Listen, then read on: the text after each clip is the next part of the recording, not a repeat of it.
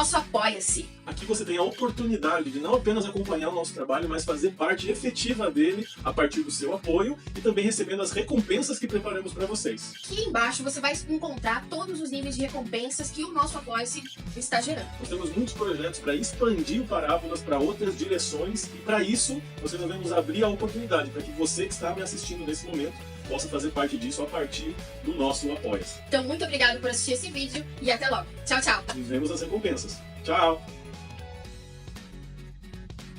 Aí nós já vamos chegando mais próximo à nossa realidade. Então nós temos aqui uma representação de Pablo Picasso de Jesus. Então aqui a gente tem já uma representação do Picasso, né, a de Jesus, que aí já vai começar a brincar com aquela ideia de uma arte diferenciada, não tão apegada ao realismo. Bom, e aí a gente chega no nosso período aqui, né? Representações de Jesus do nosso século XXI aqui e tudo mais. Peguei a figura do Buddy Christ, que é um meme famoso, né? Aparece muitas vezes aí nos memes que a gente vê. Se você não sabe, essa é uma figura, é uma representação de Jesus que aparece num filme, que é um filme de humor negro, tá? Não estou recomendando que ninguém assista o filme, mas é um filme chamado Dogma, um filme de 1999. Aí, então, essa é a figura que, no enredo do roteiro do filme ali, a igreja tenta mudar a imagem de Jesus, justamente de Jesus crucificado, para um Jesus mais condizente com essa nova sociedade do século XXI. E aí eles construíram essa... Aí tem a cena, se procurar ali no YouTube, aqui no YouTube mesmo, você vai achar a cena legendada ali, onde eles inauguram aí o Buddy Christ e tal, né? Então essa é uma figura de um filme, que o filme não recomendo que você assista, ele vai brincar muito com essa questão do sagrado e tal, da fé, então não acho que vai te edificar assistir o filme. Mas a imagem, ela virou um ícone, né? Você vê ela em todos os lugares, então achei interessante trazer para vocês a origem dessa representação aí de Jesus. Aí já estamos em 2015, nós temos aqui Jesus Pop Art, do Bob Smerecht. Você pode adquirir, esse é um artista que está nas redes sociais, aí você pode seguir o cara, inclusive. A arte dele vai sempre ter uma representação, seria um Jesus Pop, né? Sempre com as figuras clássicas de Jesus com uma pintura mais contemporânea, né? Aparecendo com grafite. Então você tem representações, e tem várias imagens semelhantes a essas, né? Que eu achei interessante trazer também para vocês. Aí nós temos aqui já de 2016 a Espada Selvagem de Jesus Cristo, do Grant Morrison, que é um dos autores, aí, um dos livros que eu sempre estou indicando para vocês, é o Super Deuses, do Grant Morrison, que é um extremo especialista de quadrinhos, tá? É alguém que conhece e trabalhou já na Marvel, na DC, conhece demais o mundo dos quadrinhos. Então, em 2016, ele faz essa HQ, onde Jesus é um bárbaro, né? Se você pegar bem a Espada Selvagem de Jesus Cristo, é o início das histórias ali do Conan, né? Então, a Espada Selvagem de Conan, que é o nome da HQ do Conan, então vai ser colocado ali como Jesus Cristo bombadão, como um guerreiro bárbaro ali. Ele conta nas entrevistas, né, de lançamento dessa HQ que a ideia de trazer esse Jesus bombado e tal, loiro e guerreiro e tal, tem a ver com uma pesquisa anterior que ele fez sobre nazismo, onde os nazistas queriam, dentro do projeto, né, de raça ariana, de raça superior e tudo mais, tinha uma reconstrução da figura de Jesus dentro dos traços da raça ariana, no caso, né? Então, um Jesus loiro, combativo e tudo mais. Ele pega essas ideias aí dessa pesquisa anterior e constrói essa figura, né, para mostrar essa realidade. É muito interessante essa representação, né, porque muitas vezes eu vejo que as pessoas, os cristãos de hoje, estão criando uma imagem de Jesus muito semelhante a essa aqui mesmo, de um Jesus que vai para cima e destrói, detona e tal, né? Não de um Jesus perdoador, de um Jesus manso e humilde, como diz as escrituras, mas um Jesus guerreiro aí, tal, um cruzado que vai mandar todo mundo para o inferno, né? Então, já tem alguns anos, não é tão antiga assim, tem 6 anos que foi lançada, mas eu vejo que ela está muito parecida com o que muita gente está achando de cristianismo dos nossos dias, tá? Essa é a Espada Selvagem de Jesus Cristo, do Grant Morrison. Aí também, veja que é tudo para perto, né? 2016, 2017, você tem Jesus representado num jogo tipo Street Fighter contra outros deuses, que é o Fight of Gods. Então Jesus ali, você luta contra Moisés, né? Que é representando o judaísmo, você tem Buda, você tem vários deuses das religiões politeístas, você luta com Zeus, com Atena, então você tem ali, e ali é muito interessante, porque ele desce da cruz ali, com os pedaços da cruz, ele vai lutar ali com o pessoal. Então, de novo, a ideia de um Jesus guerreiro, né? A ideia de um Jesus guerreiro ali, que é muito parecido com o que os cristãos estão tentando transformar Jesus nos nossos dias, né? Um Jesus bélico ali, né?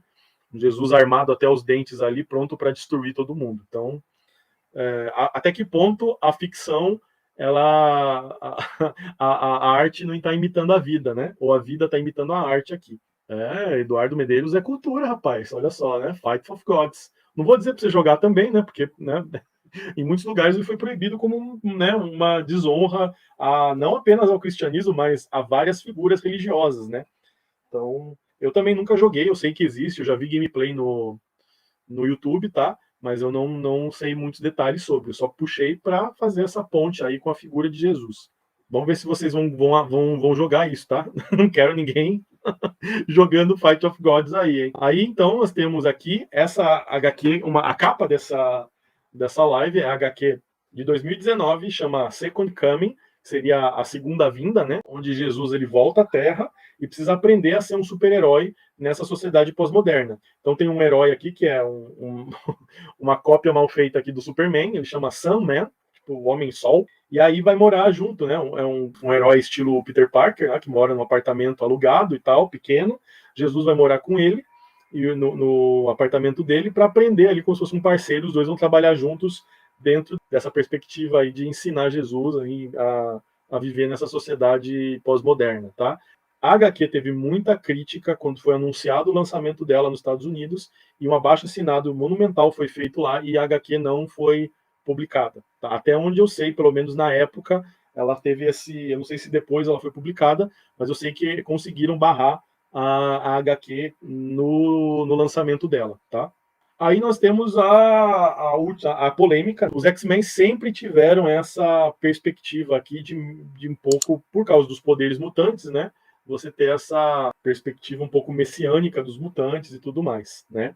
Então, esse aqui é o Nate Gray, também chamado de X-Man no singular, né? Não X-Men. O Nate Gray Summers, que é o Cable, né? Alguns assistiram aí Deadpool 2, viram o Cable, né? Que é o filho do Ciclope, dos X-Men ali, com um clone da Jean Grey. Então, ele nasce, mas um vírus do futuro é mandado para matar ele, e aquele vírus tecno-orgânico ali que vai transformar ele com um braço ali metálico e tudo mais. Se vocês verem ali quem fez o personagem do Cable no Deadpool 2, foi o Thanos, né? Então você tem essa perspectiva. Então esse personagem, ele é de uma saga chamada Era do Apocalipse, onde você cria uma realidade alternativa em que o Xavier não existe. O Xavier não fundou os X-Men, ele foi morto, né? O filho do Xavier, o Legião, volta para o passado para tentar matar o Magneto antes dele virar o Magneto, né? A ideia ali do ultimato de matar o bebê Thanos é mais ou menos o que acontece aqui. Peraí, deixa eu perguntar uma coisa. Se dá pra gente fazer isso, quer dizer, voltar no tempo, por que a gente não acha o bebê Thanos, entendeu? Ele volta para o passado, os X-Men voltam para tentar impedir ele, então todo mundo vai para o passado, onde o Xavier e o Magneto ali são amigos ainda, antes da manifestação dos poderes deles, e quando o Legião, que é o filho perturbado do Xavier, tenta matar o Magneto, o Xavier se coloca no lugar e quem morre é o Xavier. O Legião não existe, né? Se o pai dele morreu antes dele nascer, ele não existe no futuro, então ele desaparece, os X-Men não são formados, desaparecem todos, e o único que fica naquela linha temporal ali, né, onde não tem a AVT para corrigir a linha do temporal errada, é o Bishop, o Bispo, né? E o Bispo, ele vai ser a única testemunha ocular dessa mudança de realidade, e ela vai dar origem a uma ramificação chamada a Era do Apocalipse, em que quem vai fundar os X-Men é o Magneto. Então o Magneto é o líder dos X-Men, casado com a vampira, e eles vão ter um filho chamado Charles. Então, essa realidade, o Cable dessa realidade é o Nate Gray, que é esse cara aqui claramente representado como Jesus, né? Assim, ele é tão poderoso, né? Porque o Cable da realidade normal, ele tem o vírus, né? Ele tem que usar o poder dele para controlar o vírus tecno-orgânico. É uma barreira, É mais ou menos o fator de cura do Wolverine, que tem que gastar uma boa parte dele por causa do adamantium, né? Então, o fator de cura é limitado pela doença e tudo mais, né? Então, o Nate Gray dessa dimensão, dessa realidade, ele não tem o vírus que o Cable da nossa realidade tem. Então, ele é muito poderoso. Ele é considerado um dos mutantes mais poderosos de todos os tempos, porque ele não tem as limitações que o Cable tem. E ele vai ser um dos únicos, quando acaba, né, a saga e aquela realidade alternativa é desmontada, vários personagens dessa realidade vêm para nossa realidade, né, para a linha do tempo original, que eu acredito que é o que vai acontecer no Multiverso da Loucura no mês que vem. Muitos personagens que vão aparecer vão acabar vindo para nossa realidade para serem aproveitados depois, né? E o Nate Gray é um desses personagens que vem para a realidade. Então, assim, você tem ali o Cable e o Nate convivendo na mesma realidade. E ele vai acabar amadurecendo, ele é muito novo quando acontece, mas aqui ele já se desenvolve e ele é representado como uma espécie de Messias mutante. E aí os cavaleiros, aqui no caso, né, que seriam o Apocalipse, tinha os cavaleiros do Apocalipse, ele vai ter os cavaleiros que vão buscar harmonia entre a humanidade toda. Claro que as coisas não vão dar certo, um cara muito poderoso é meio perturbado, e aí ele vai acabar querendo subjugar do mesmo jeito a humanidade toda, dizendo que ele sabe o que é melhor para a humanidade. Então, também vai dar problema. Então, aqui você tem uma representação do Nate Gray como um Jesus, um salvador para a humanidade.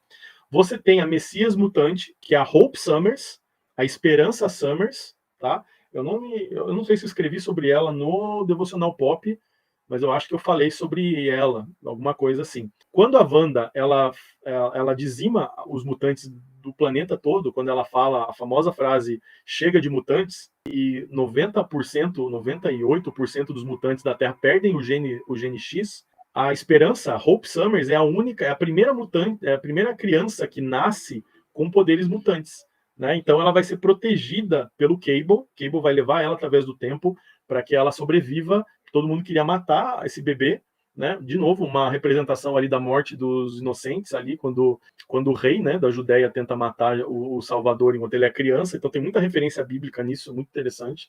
E hoje a Hope Summers, ela é uma das principais líderes ali de Krakoa, onde os mutantes já não são mais aqueles perseguidos e tudo mais. Agora eles têm uma nação e criaram um lugar, como se fosse um poço de Lázaro do Batman lá, onde se cura, para ressuscitar mutantes mortos. Então, os cidadãos de Krakoa, que é a nação mutante, eles não morrem mais, tá? A Wanda ajudou a Hope e as duas fizeram algo, assim, de dimensões bíblicas até, né? Então, assim, ninguém morre mais em Krakoa. E eles destravaram uma habilidade, a magia do caos da Wanda, ela destravou algo que faz com que mutantes do passado possam ser ressuscitados nessa máquina e nessa sala especial que eles construíram. E aí a gente chega na nossa polêmica aí para encerrar nossa live.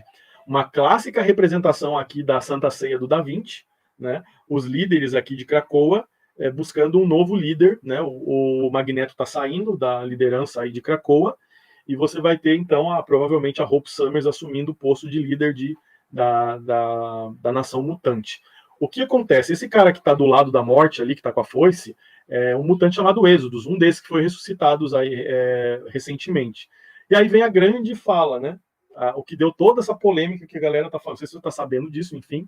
Então, num discurso com a Hope, que é aquela que está do lado ali, ele fala ali, o mutante nazareno inspirou a igreja dos humanos, em torno dos humanos, ressuscitando algumas pessoas, um casal ali, 2 pessoas da morte. Eu acabei de assistir vocês fazendo isso muito melhor, muito mais do que foi feito pelo mutante nazareno nos últimos 5 minutos, né? Então, assim, esse é o quadrinho que gerou toda essa polêmica aí, sugerindo que Jesus ele seria um mutante, né, com a habilidade de curar e ressuscitar os mortos, tá? Então, basicamente assim a gente termina o nosso rápido tour aí pela história das representações de Jesus. Aí tem muita gente revoltada, claro, né? Lembrando sempre daquelas nossas lives onde a gente fala a respeito de marketing gratuito que os cristãos fazem com material, né? Então, veja como é interessante, né? Claro que aqui já tem uma conotação ali provocativa, justamente para gerar aquelas reações contrárias que a gente sabe que vão aparecer e vão gerar um marketing gratuito aí para a HQ. Tem gente do mundo inteiro falando desse balão aqui, né? onde ele está falando do mutante nazareno e tal, fazendo essa indagação de que Jesus ele era um mutante e tudo mais. Essa jornada toda que eu trouxe vocês, do começo até o final, tem a noção de mostrar que cada geração vai apresentar Jesus de uma forma distinta, né? E eu não sei, eu acho que a grande questão não é a representação de Jesus numa história em quadrinhos, né? É a essência do que os discípulos fizeram lá no século I. E aí a grande pergunta que fica para a gente é: será que a gente precisa de uma imagem de Jesus? Nós, como cristãos, precisamos de uma figura de Jesus? Então eu separei uma série de textos aqui que mostram, né? Onde o mais importante é sermos semelhantes a Jesus, não tentarmos representá-lo. Né? Eu deixei algumas figuras de fora famosas, então assim, a ideia aqui é que assim, tanto faz, qualquer tentativa de representar a Jesus, ela vai ser uma tentativa falha, né? Eu acho que essa é a grande lição que fica desde o século I tentando representar Jesus, nenhum deles acertou. Porque provavelmente o mais lógico para nós seria que ele se parecesse com um judeu do século I. Então, ele seria alguém moreno, com cabelo mais crespo. Então, assim, a gente poderia olhar para ele assim, não, esse é Jesus. E você olharia para ele e falar, mas é muito normal, parece comigo, parece uma pessoa comum. Tem vários textos bíblicos aqui que mostram que assim, nós fomos criados à imagem e semelhança de Deus, basta a nós sermos parecidos, no tentarmos ser semelhantes a Jesus, então não importa a face dele. Né? E, então, na medida em que nenhuma dessas tentativas ela passou perto, né? Nenhuma dessas tentativas ao longo da história, seja o ícone ali que a gente viu do Pantocrator, seja os autorretratos ali que vocês ficaram com pena do Antonella de Messina, enfim, o servo sofredor, o Jesus lá como imperador romano, o bom pastor do século III, enfim, nenhuma dessas tentativas ela acertou. Então eu vejo que às vezes a gente tem um problema com a mídia que a gente está usando. Então, assim, se é no quadrinho, não posso, porque aí é profano. Agora, se é num quadro de um grande pintor, aí tudo bem. É tudo arte, é cultura do mesmo jeito. E todos vão falhar miseravelmente em tentar representar.